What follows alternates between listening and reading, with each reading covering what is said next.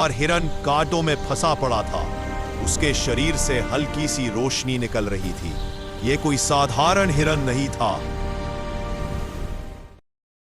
कभी एक समय की बात है, घने जंगलों, साफ बहती नदियों और हरे भरे खेतों के बीच बसे एक छोटे से गांव में रघु नाम का एक गरीब किसान रहता था।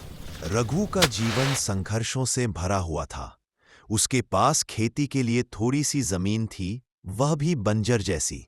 बारिश के दिनों में खेत में पानी भर जाता और गर्मियों में धरती फट जाती। रघु की पत्नी सीता और उसका छोटा बेटा मोहन दोनों ही हर दिन उम्मीद की एक छोटी किरण लिए रघु के साथ मेहनत करते थे। लेकिन मेहनत के बाद भी अनाज इतना नहीं होता कि पूरे साल चल सके। कई बार तो शाम के खाने तक का इंतजाम मुश्किल हो जाता। फिर भी रघु दुखी नहीं था। वह हमेशा कहता, मेहनत करने वाला कभी खाली नहीं रहता। किस्मत देर से सही पर दरवाजा जरूर खोलती है। सीता मुस्कुराती और मोहन को गोद में उठाकर कहती, हम सब मिलकर रहेंगे तो कठिनाई भी छोटी लगती है। लेकिन उस साल सूखा पड़ गया, खेत बंजर हो गया, जानवरों के चारे की भी कमी हो गई। रघु चिंतित था, कैसे घर चलेगा, कैसे परिवार जिएगा। एक दिन रघु ने सोचा कि जंगल में जाकर लकड़ी काट लाए। शायद उसे गांव के बाजार में बेचकर थोड़े पैसे मिल जाए। वह कुल्हाड़ी लेकर जंगल निकल पड़ा। सूरज की हल्की किरणें पेड़ों की पत्तियों से छनकर जैसे किसी सुनहरी चादर की तरह जमीन पर बिखर रही थीं। जंगल में अचानक उसे कुछ अजीब सुनाई दिया, टप टप टप, जैसे कोई रो रहा हो। रघु ने आवाज की दिशा में कदम बढ़ाए और जो उसने देखा उसे देखकर उसकी आंखें फैल गईं। एक खूबसूरत सफेद चमकदार हिरन कांटों में फंसा पड़ा था। उसके शरीर से हल्की सी रोशनी निकल रही थी। यह कोई साधारण हिरन नहीं था, वह मानो किसी जादुई लोक से आया जीव हो। रघु का दिल पसीज गया। उसने तुरंत कुल्हाड़ी फेंकी और हौले हौले कांटे हटाने लगा। हिरन डर रहा था, पर रघु की आंखों में सच्चाई देखकर शांत हो गया। काफी देर की कोशिश के बाद आखिरकार हिरन को आजादी मिल गई। हिरन ने रघु की आंखों में देखकर कहा, मानव, तुमने मेरी जान बचाई है, मैं तुम्हारा एहसान कभी नहीं भूलूंगा। रघु घबरा गया, तुम बोल कैसे रहे हो? हिरन मुस्कुराया, मैं एक जादुई हिरन हूं, मेरी शक्ति बहुत बड़ी है, पर अभी मैं कमजोर हूं।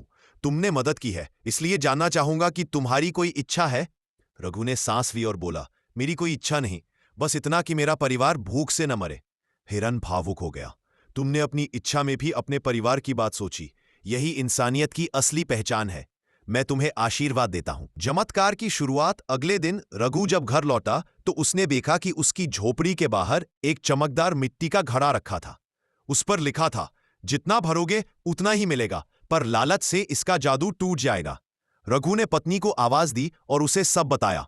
पहले तो सीता को यकीन नहीं हुआ, पर जब उन्होंने घड़े में अनाज भरा पर अगले ही पल घड़ा दोगुना भर गया, तो दोनों के मुंह से आवाज ही नहीं निकली।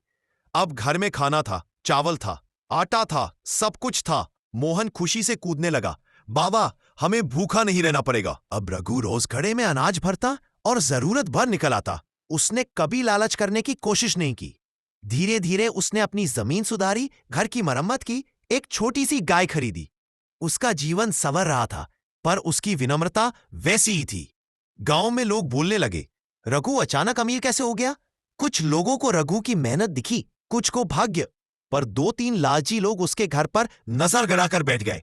उनमें एक था भोला राम, जो हमेशा किसी न किसी को धोखा देकर पैसा कमाता था। भोला राम ने रघु से पूछा, भाई, अचानक कैसे सब ठीक हो गया? रघु ने मुस्कुराकर कहा, भगवान की कृपा है। लेकिन भोला राम मानने को तैयार नहीं था।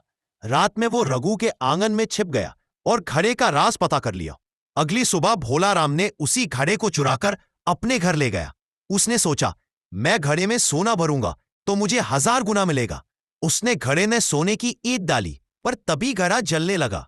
धुआं उठा और तेज आवाज आई। लालच ने अपना विनाश खुद बुलाया। घड़ा फट गया और सारी सोने की ईंट काली राख बन गई। हिरन की आवाज हवा में गूंजी, शुक्र है रघु, तुमने कभी लालच नहीं किया। तुम्हारा दिल साफ है, इसलिए मेरा आशीर्वाद कभी खत्म नहीं होगा। सच्चा सुख। रघु ने सोचा कि उसे इस चमत्कार का फायदा सिर्फ अपने लिए नहीं रखना चाहिए। उसने गांव में एक छोटी सी अन्न भंडार सेवा शुरू की, जहां गरीबों को मुफ्त भोजन मिलता था। वह रोज घड़े से अनाज लेकर जरूरतमंदों में बांटता। गांव के लोग भी उससे प्रेरित हुए और सबने मिलकर गांव को खुशहाल बना दिया। रघु अब अमीर था, पर उसकी असली दौलत उसकी दयालुता थी। एक शाम जब रघु खेत से लौट रहा था, उसने देखा कि वही जादुई हिरन उसके सामने खड़ा है। चांदनी उसके सींगों पर चमक रही थी। हिरन बोला, रघु, तुमने मेरे उपहार को सही दिशा में इस्तेमाल किया है। अब मैं विदा लेता हूं, लेकिन याद रखना, दयालुता से बड़ा कोई जादू नहीं। और हिरन चमकती रोशनी में बदलकर गायब हो गया। रघु ने आसमान की ओर देखकर धीमे से कहा,